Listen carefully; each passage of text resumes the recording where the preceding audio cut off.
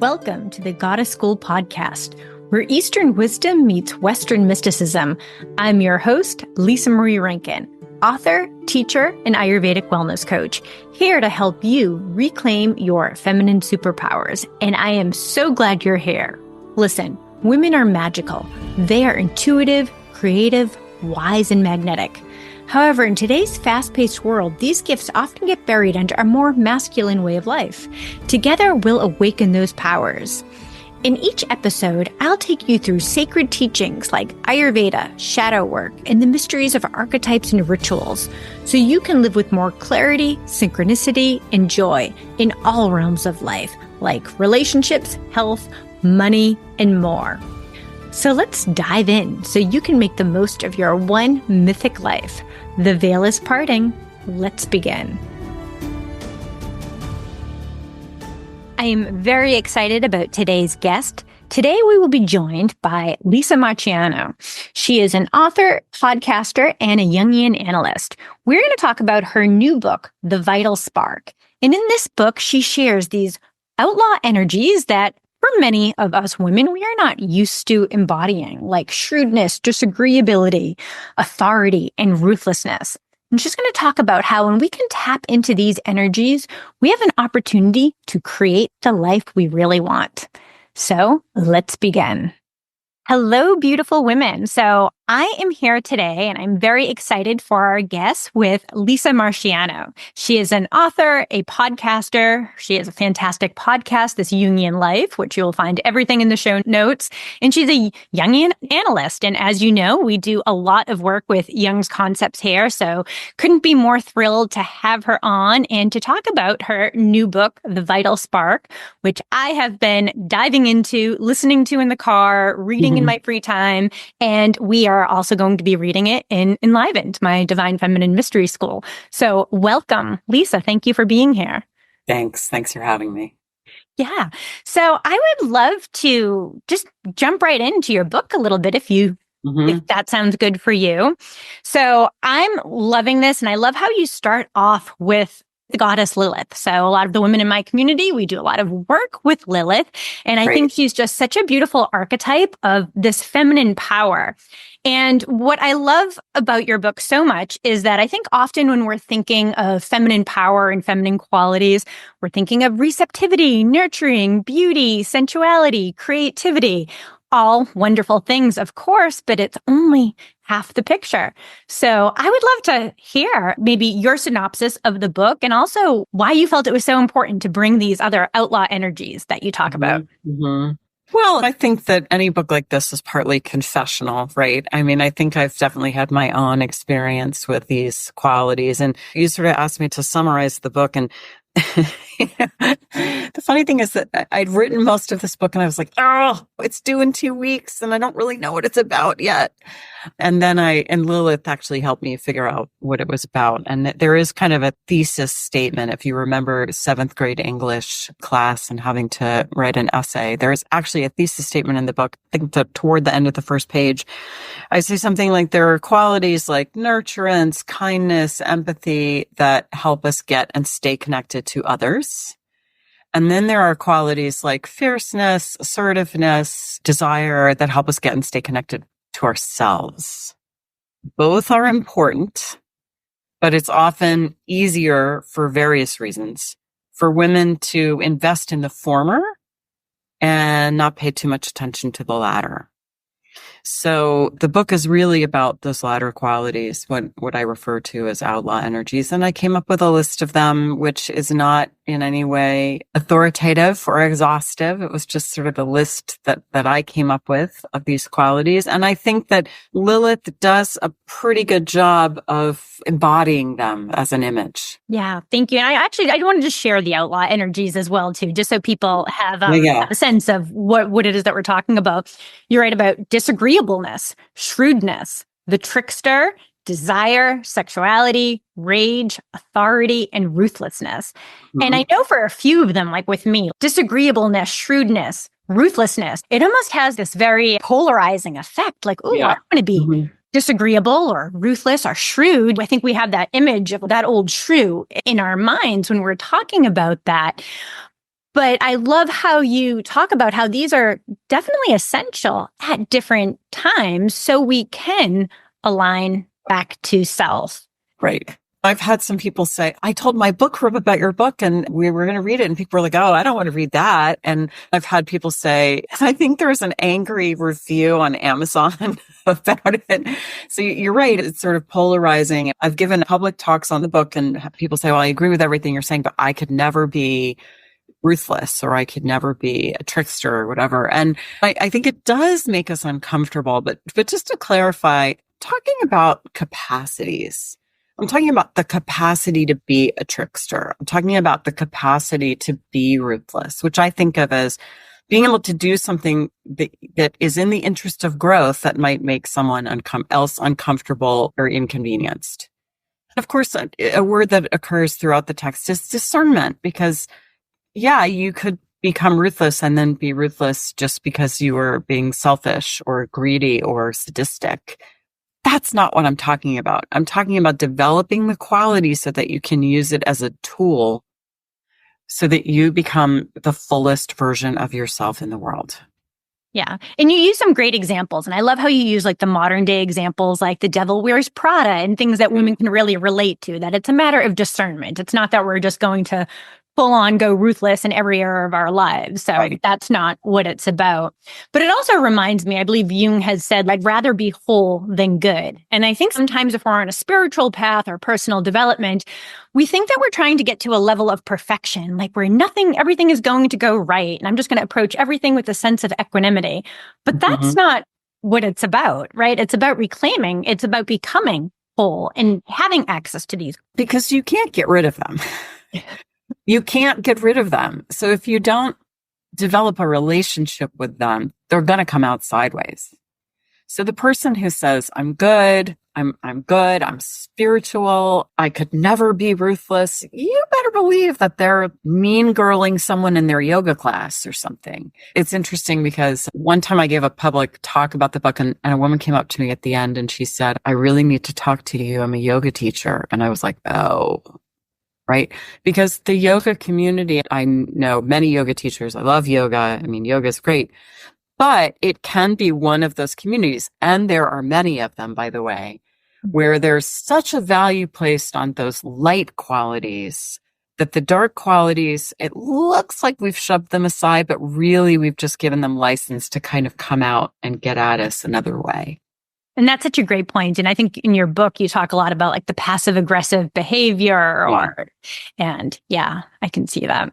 One of the things that I wanted to ask you too, so a lot of these qualities, do you think it gets easier for women to start embody as they get older, as they start to approach the crone phase? And if so, why? Well, that's interesting. First of all, it's a good opportunity for me to say that I think that many women have trouble embodying outlaw qualities, but not all. I happen to really like disagreeable women, and I am not naturally a disagreeable person.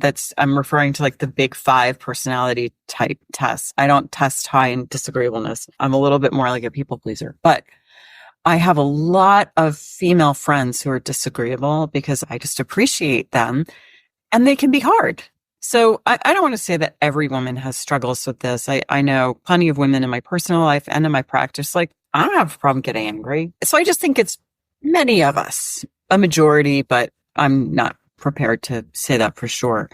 I think it probably, for those of us that struggle with it, I think it does get easier as we get older. First of all, we kind of have life experience that we've learned from, like what happens if we don't.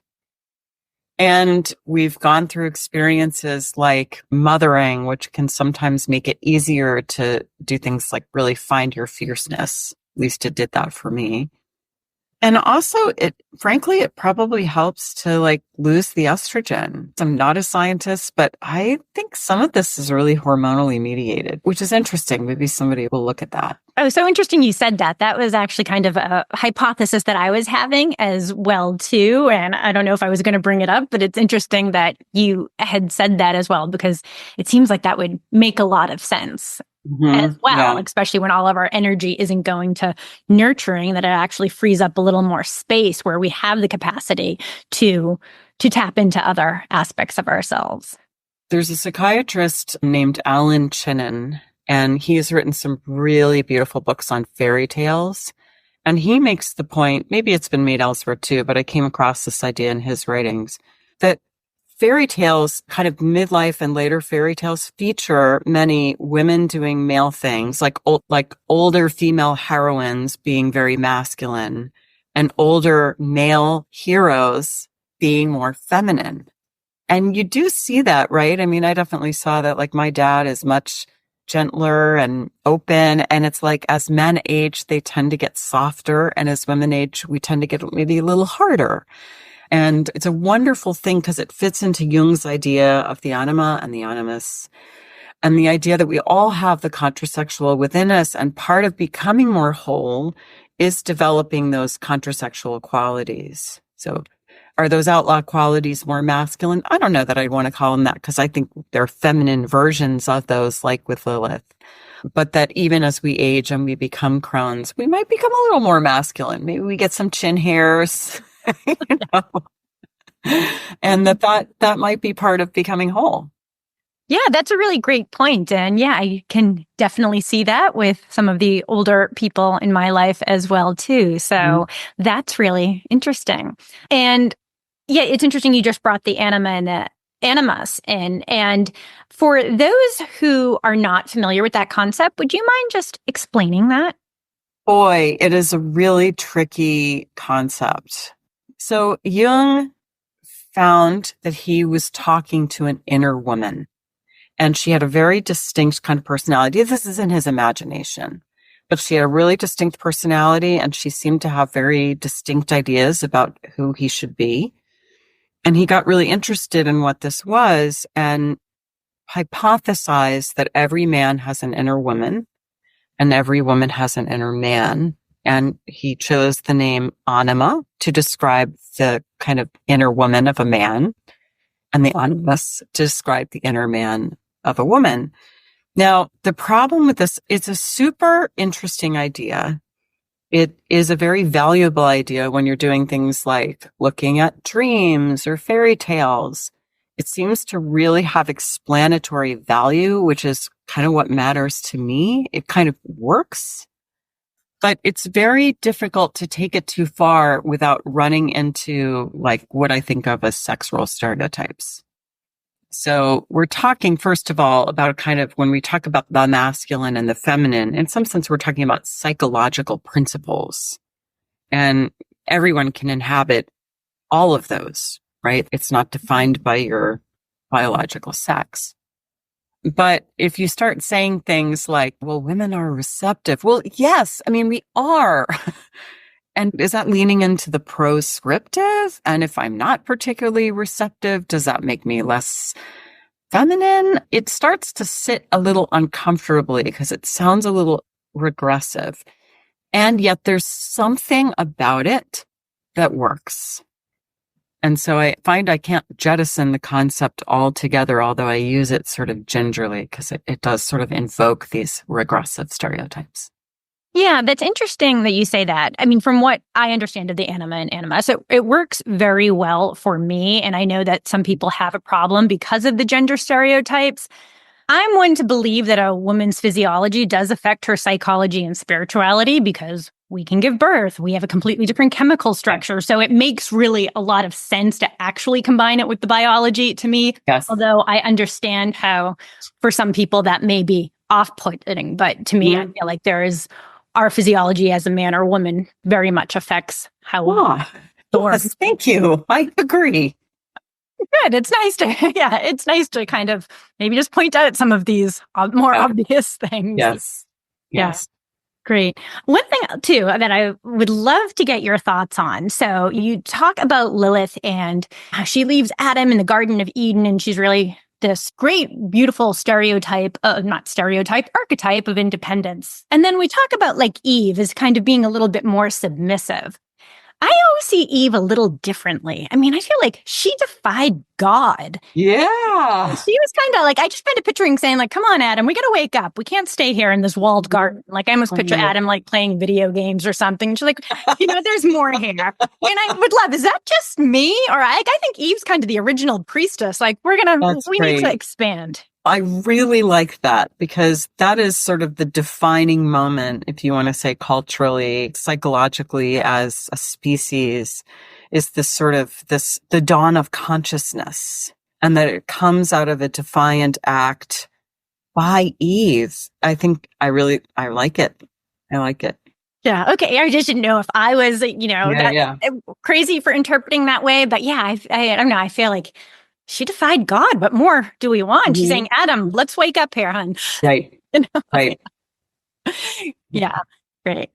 So I really loved in one of the chapters, you were talking about your music teacher that you had, I believe, in college. And you said he was really witty and charming. And all the other male students would always be visiting him and you never really felt comfortable. And then you went to go ask him for a recommendation for a fellowship.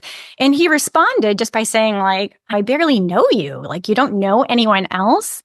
Yeah. And I have to tell you, Lisa, I am not like a terribly emotional person, but like that for some reason triggered something where I started to get tears in my eyes because I feel like you tapped into something that so many women, I believe, likely like, am I going to be remembered? Like, does this person value me? Was I worthy? Can you share just a little bit about that experience? Because I think it's really relatable to a lot of women. In fact, I think it's probably a big fear that prevents women from doing things. So this was this professor in the music department, and he taught these great courses, one on Mozart and one on Beethoven. And I loved these classes. They were so great. And they were like smaller classes. They had like maybe 20 people in them. So I went to a fairly large university. So there were some big lecture classes, but this was not one of those. And I'd gotten an A in both of them. And in one of them, he read sections of my paper aloud because he was like, this was such an excellent paper. So I kind of assumed he knew who I was and thought well of me. But he was very like gregarious and funny and always said, oh yeah, come by my office anytime. But I just could never wrap my head around how I would do that. Like what I was like, I would like try to picture, would I just like walk in and sit down and say, hey, how is it going, Professor so-and-so? I felt like I had to have like a reason to go. So like, I couldn't even find a pretext. Like, gosh, I really love the Sixth Symphony. I just couldn't come up with something. So I never went. I didn't have a question. I couldn't see, like, I didn't know. I felt like I had to have like an admission ticket and I didn't know how to get one. But I would walk past his office and it would always be full of like 3 or 4 guys sitting, like just kind of yucking it up with him. And I don't know what they were talking about, but he really obviously was enjoying them and they were enjoying him. And I was like, how do I do that? But it was really pretty intimidating. First of all, I wasn't going to go in when it was the professor and 4 other undergraduate males. I mean, I would have been like, they all would have looked at me like, what are you doing here? And I just didn't know how to get in the game. You know, like when you're a little kid and they're jumping rope and you have to get in the jump rope, it's like you have to skip in. I couldn't figure out how to skip in. So when I went to him, though, I thought, well, this professor, I may have taken 3 classes with him. I've looked at my transcripts since I wrote the book and I was like, oh, I think I also took music theory. So I thought like this guy would know me. And he was it was humiliating. He was like, I don't know you. What have you been doing here? What have you been doing with your time? I wouldn't know what to say. I mean, it was pretty brutal. And I understand what he means, but it was so devastating. And the thing is that I hung on to that moment because I think there's a not universality to it, but it's very common.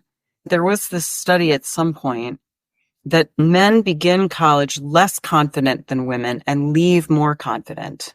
And the women start off more confident and leave less confident.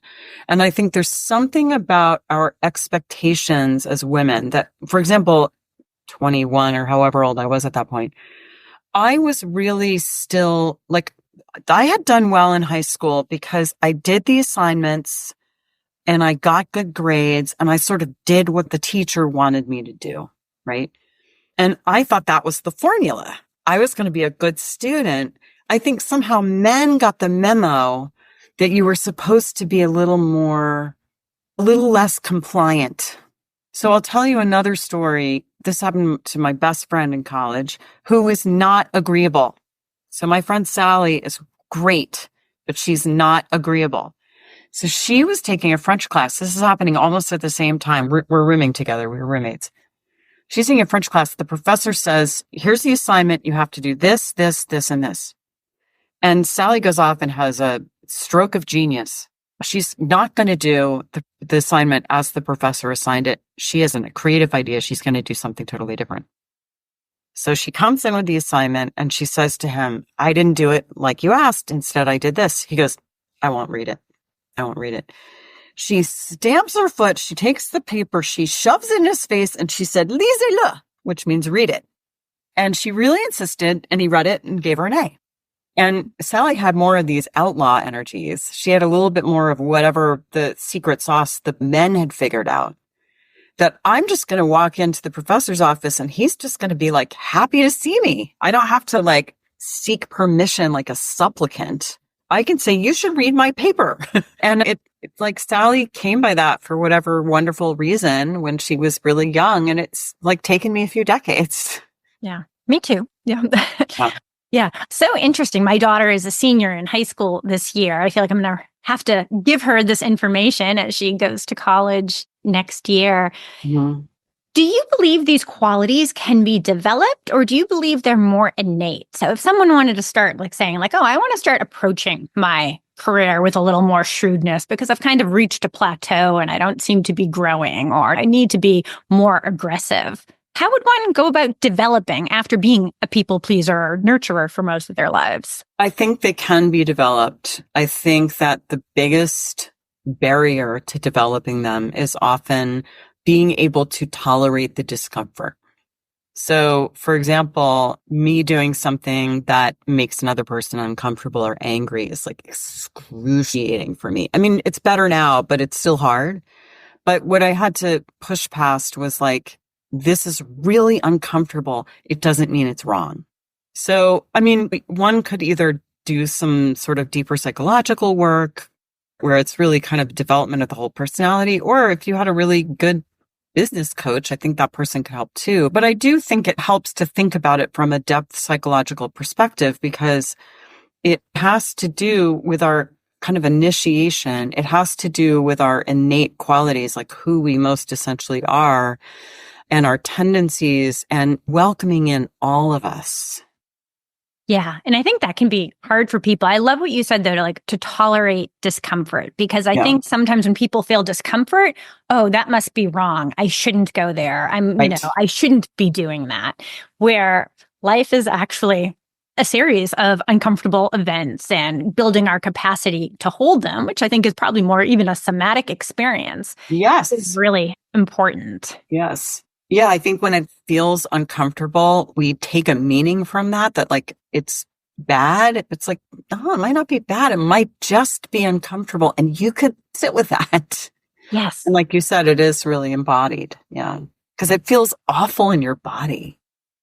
Right. So it's almost like your nervous system is saying back off. But I think one of the things we need to learn to do is like, oh, no, I can hold this. I can be uncomfortable for a little while. I can move through it. So on the discomfort subject, when you talk about Lilith, so she leaves the Garden of Eden, she has to go live out wildly, thoroughly in the forest.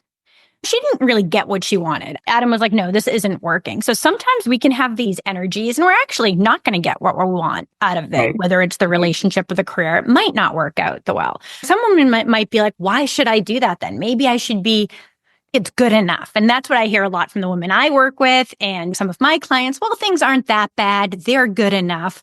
So what would you say is the benefit of kind of staying true to self and risk alienating others if you're not going to get the desired result?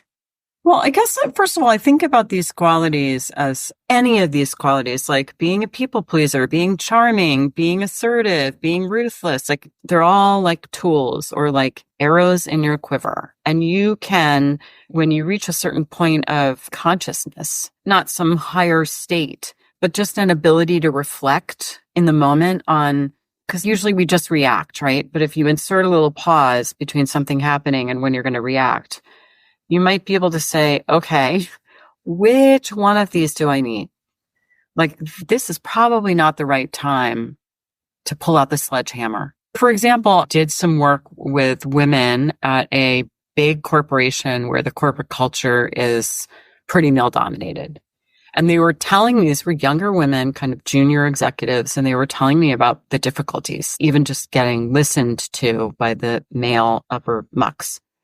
And like marching into his office and being Lilith, it's probably not going to go very well.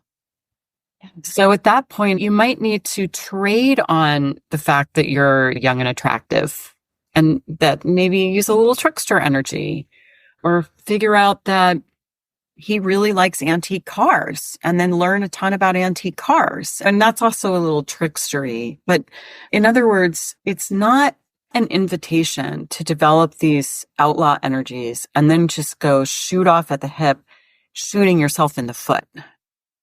Like the goal really is to be true to yourself, but be able to use these capacities to get what you want. And I mean, when I'm thinking and writing about that, I'm not thinking like manipulate other people so that I get my desires. I'm more thinking about, look, this is really important to me. This is what wants to come through me into the world, as Jim Hollis says. And if I don't stick up for myself, it's not going to come out. And then I won't have had that important experience of just like sharing my gifts with the world or whatever it is. So I don't think it's a good idea to not care about what happens. Sometimes you cannot care about what happens. But as a general rule, this is really about adaptation. And I think the more tools we have, the better adapted we are. And if we use all these tools sort of ethically, we can use them to make the world a better place because we can share our best self with it. Oh, I love that. That's a great distinction. Thank you. And I think just to kind of maybe summarize or paraphrase, you're saying like as we expand our conscious, our toolbox actually grows and we have more in which to pull from so that we can bring our gifts to the world, so we can go after our desires. Yes. Yeah. Yeah. Oh, I love that. Mm-hmm. Yeah. One more question. So you talk about rage as one of the energies that you cover in your book. And I know for me, anger has been a more challenging one to tap into. When something happens, I usually, first thing I think about is what could I have done differently? It's almost hard for me to get angry at another person. I think it's like, okay, how could I have approached this differently? And I think a lot of women are like that. So I actually have a two-part question. How do you distinguish the difference between anger and rage? Because I feel that they are different, but I would love to hear how you distinguish that. And why is it so hard for women, many women, not all, to tap into this quality?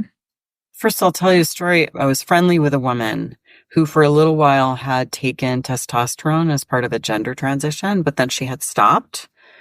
And she was talking about what it was like. And she said, when I was on testosterone, I never felt guilty for being angry. And I was like, oh my God, what would that be like? But it does speak to the hypothesis that there might be a part of it that's hormonally mediated. It's like you see men get angry and like it doesn't seem to bother them.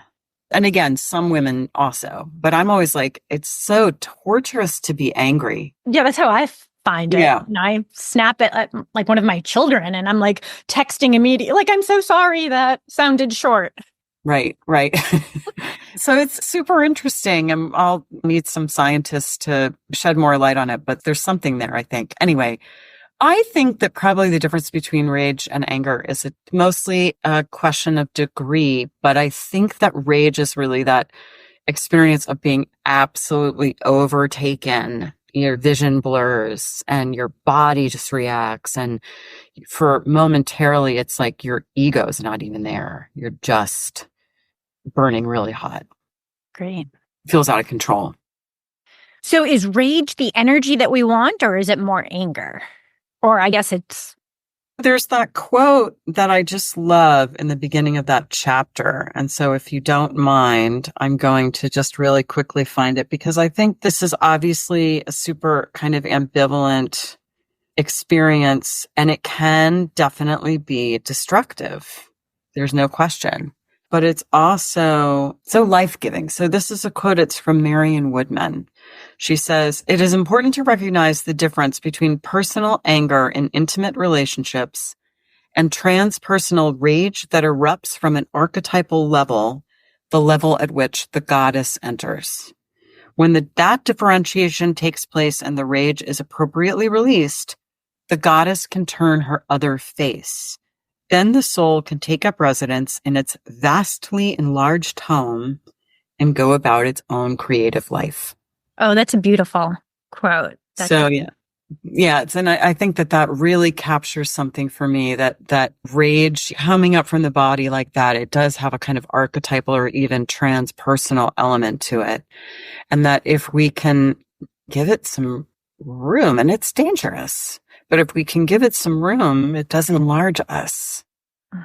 Yeah, no, it's interesting. I talk a lot about anger with my community, not so much rage. So definitely want to think about that a little bit more as well. My first book is called Motherhood. And interestingly, there's also a chapter on rage in that book. So you'd be like, Oh, I can't wait to read that one. Yeah. Is it trying to tell us something? But I mean, rage is such a huge part of most people's parenting experience. But I deal with it. I use a different fairy tale, but both the way that rage can be so destructive in terms of if we take it out on our kids, but also there's something in it of the goddess. And if we deal with it appropriately, it's life-giving, but we have to treat it carefully. I mean, the fairy tale that I use in Motherhood about it's very interesting in that way. Oh, great. I definitely want to check out that book as well, too. Yeah. It was interesting. Yesterday, I was doing a goddess circle on the Baba Yaga. And generally, when I do this, I talk more about the spirituality of aging and approaching how we can approach and navigate becoming a crone. I think because your book was so much on my mind, we ended up talking a lot about the outlaw energies as well and how the Baba Yaga really characterizes that. And that led to my earlier question about, do you think that these are easier when you become a crone? Yes. But I would love to get your thoughts too. I feel like in our culture, it really values youth to an extreme. As women, I want to stay young forever. And I know this has definitely been part of my journey of like, I'm 49. I have to start embracing the crone. But when easier said than done sometimes. But I also have the hypothesis that this wanting to stay young at all cost is also preventing us from expanding and tapping into more of what is available to us, as you were saying, like that toolbox.